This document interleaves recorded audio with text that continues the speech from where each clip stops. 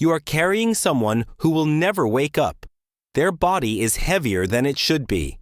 Not because the muscles have changed, because the person is gone. The face is still familiar.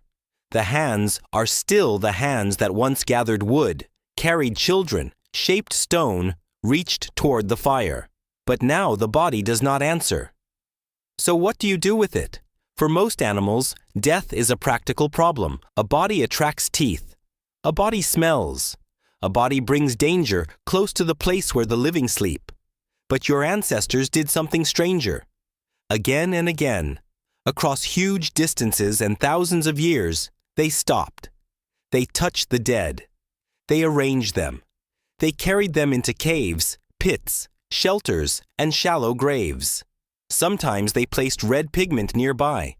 Sometimes they added tools, shells, beads, animal bones, or carved objects. Sometimes they came back to the same places again. That is the mystery. Before cities, before writing, before temples, before kings, your ancestors were already treating the dead as more than waste. They were not just getting rid of a body. They were making a decision about memory. And the oldest traces of that decision are not simple. At Qafzeh Cave, in what is now Israel, archaeologists found early Homo sapiens remains about 100,000 years old. Homo sapiens simply means humans like you, with bodies and brains broadly within the range of living people. At the site, several individuals were found in a cave context with red ochre nearby. Ochre is iron-rich earth that makes a red pigment when scraped or ground. It can stain skin, stone, bone, and tools. Why would red earth be placed near the dead? No one can climb into those mines. But the act itself matters. A body was not ignored. A body was placed. A body was given a setting. At Skhul Cave, also in the Levant, early human remains from a similar broad period show that this was not a single accident in one lonely cave. The Levant is the land bridge between Africa and Eurasia, a corridor where different human groups moved, met, and sometimes vanished. In that region, death was already becoming something shaped by behavior, not only by nature. What does that mean? It means grief may have had hands. Not just feelings. Hands. Hands that dug. Hands that carried. Hands that moved stone. Hands that chose a place and returned to camp with one fewer voice. Then there is Shanidar Cave in the mountains of what is now Iraqi Kurdistan. In the mid-20th century, archaeologist Ralph Selecki excavated Neanderthal remains there. Neanderthals were not monsters or half-humans. They were another kind of human, close relatives with large brains, strong bodies, and their own long history across Ice Age Eurasia. One skeleton, known as Shanidar 4, became famous because pollen was found near the body. For years, people called it the flower burial, imagining Neanderthals laying flowers beside their dead. That image is beautiful. It may also be too simple.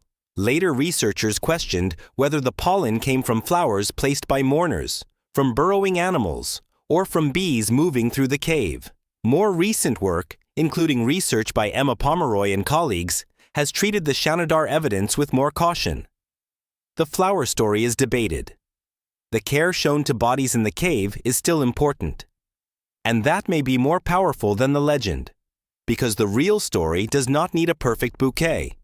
It only needs a body placed in a particular space, a group returning to a cave, and living people who did not behave as if the dead meant nothing.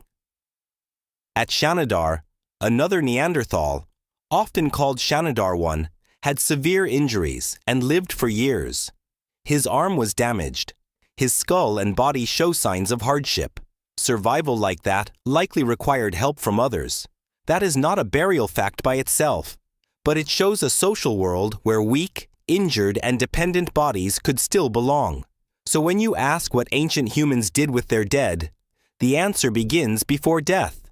They cared for the living body first. Then, when the body stopped living, care sometimes continued. That is not a small thing. Now move forward in time. About 34,000 years ago, on the cold plains of what is now Russia, People at Sungir buried some of their dead with astonishing attention. Sungir, sometimes spelled Sungir, is one of the most famous Upper Paleolithic burial sites. Upper Paleolithic means the later part of the Old Stone Age, when many surviving sites show more elaborate tools, ornaments, and symbolic objects. At Sungir, an adult and 2 children were buried with thousands of mammoth ivory beads, pierced animal teeth, ivory objects, and long spears made from mammoth tusk. Think about that slowly. Each bead took work. Someone had to cut, shape, drill, polish, and string it. A single bead is time. Thousands of beads are not decoration only. They are labor given to someone who could no longer repay it. That is the shocking part. A hunter-gatherer life was not a life of endless spare resources. Food had to be found. Firewood had to be gathered. Children had to be watched. Weather could turn deadly. Yet people spent time making burial clothing and grave goods for the dead. Why? Maybe status. Maybe love. Maybe fear. Maybe identity. Maybe all of these at once. Archaeologist Eric Trinkaus and Russian archaeologist Alexandra Buzilova have studied the Sungir remains and emphasized how unusual and varied those burials were. The bodies were not treated in one simple repeated way. Some were buried richly. Some were handled differently. That variety matters because it tells you ancient death was not a single universal ritual. It was a social language. The dead were being spoken about without words you can hear. A child with beads may have meant one thing. An adult with ornaments may have meant another. A body without rich objects may have meant something else entirely. The grave was not only a hole, it was a message. But be careful. It is tempting to say your ancestors believed in an afterlife exactly as later religions did. That may be true in some form. It may not. Archaeology cannot read belief directly. It reads traces, bones, pigment, objects, cut marks, position, location, repetition. A grave does not automatically prove a soul. A bead does not automatically prove heaven. But a grave does prove attention. And attention is already enormous. So picture the scene. You are living near a cold, open landscape. The air bites your fingers. Smoke from the fire clings to hair and animal hides. Someone has died. The group cannot carry the person forever. The body cannot remain in the sleeping place. Predators exist. Disease and smell exist. Children are watching. So the group gathers. No one uses a written prayer. No one writes a name. But everyone knows the face. Someone digs with simple tools. Someone brings red earth. Someone brings ornaments. Someone straightens an arm. Someone places a body on its side, or on its back, or curled like sleep. A child asks a question nobody can answer. Where did they go? The adults may not have had your words. They may not have had your gods. But they had the problem your brain still has. A person was here. Now the person is not. The body remains. The person does not. How can both things be true? This is where death changes the human mind. Your brain is built to track people. It remembers voices, habits, moods, promises, debts, kindness, anger, faces in firelight. When someone dies, that social map does not vanish immediately. You still expect the footstep. You still feel the missing seat. You still know what they would have said. So a burial may begin as a solution to a practical problem. But it quickly becomes something else. It becomes a way to make absence visible. A place you can point to. A place where grief can stand. And that place changes everything. Once the dead have a location, memory becomes geography. The cave is not just a cave. The hill is not just a hill. The camp edge is not just empty ground. It becomes the place where someone is, or was, or still belongs. This may be one reason burial becomes so powerful across human history. The dead help groups claim stories. They tie people to land. They turn ordinary places into remembered places. A group that returns to the same burial area is not only moving through a landscape. It is moving through a map of relationships. Your ancestors did not need marble tombs for that. They needed a place. They needed repetition. They needed enough shared feeling that other people understood what the act meant. But not every ancient body was buried. Some bodies were lost in rivers, snow, caves, floods, or open ground. Some were treated in ways that leave almost no trace. Silence in the ground does not mean silence in the heart. So when archaeologists debate ancient burials, they are asking difficult questions. Was the body placed by people, or did it fall naturally? Did hands dig a pit, or did sediment cover it slowly? Were objects intentionally placed, or did they wash in later? These questions matter because death is emotional, and emotional stories are easy to overbuild. The debated case of Homo naledi shows this clearly. Homo naledi was a small-brained human relative found deep in the Rising Star Cave system in South Africa.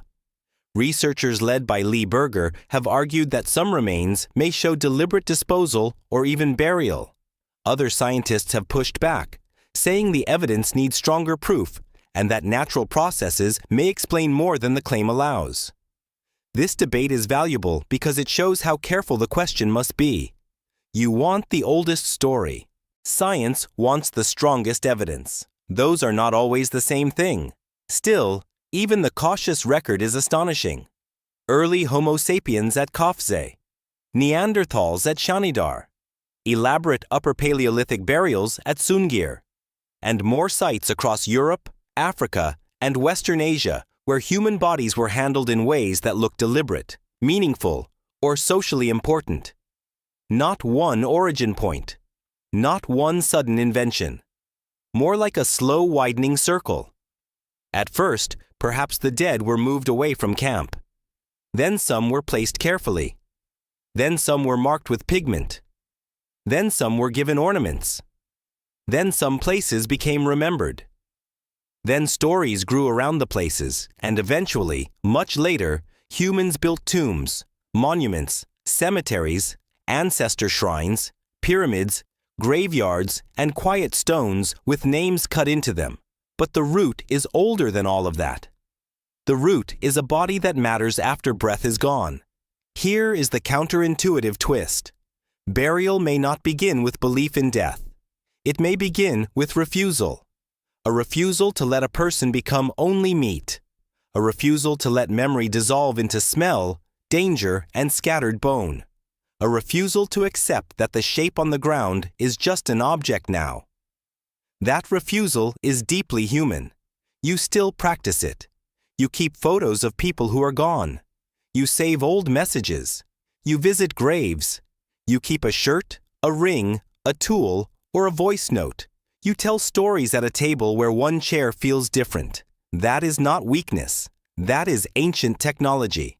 Memory is a tool. Ritual is a tool. A grave is a tool. Not a tool for cutting meat or scraping hides, but a tool for holding a group together when loss could pull it apart. Without some way to handle death, a social species suffers twice. First from the loss. Then from the confusion the loss leaves behind. So your ancestors made actions. Carry the body. Choose the place. Cover the body. Mark the place. Return. Remember, those actions did not remove grief. They gave grief a shape. That may be why burial feels so old when you stand in a cemetery today. Even if the stone is modern, even if the name is recent, the gesture reaches backward into a world before writing. A living person stands beside the dead and tries to turn love into location. The materials changed. The feeling did not. Ancient humans did not all treat death the same way. They did not have one global funeral. They did not leave one clean answer. Some sites show tenderness. Some show mystery. Some show status. Some show fear. Some show practical care. Some show debate that may never be fully settled. But the broad pattern is clear enough to disturb you. Long before history books, humans were already asking what a person becomes after the person is gone. Not always with words. With ochre. With beads. With caves. with pits, with hands, and maybe that is why the dead changed the living. The dead taught your ancestors that a human being is more than a moving body.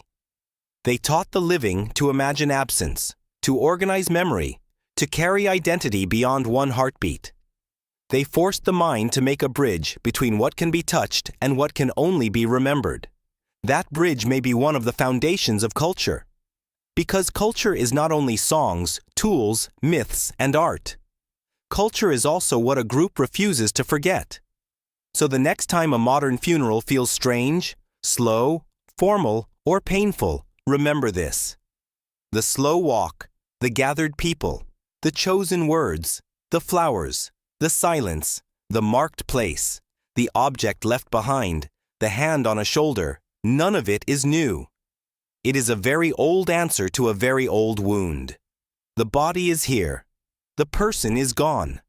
The group must continue. And somehow, the person must continue inside the group. That is what ancient humans did with their dead. They protected the living from danger. They protected memory from disappearing. And sometimes, with red earth, ivory beads, cave floors, and careful hands, they turned a final goodbye into the beginning of something that still lives inside you.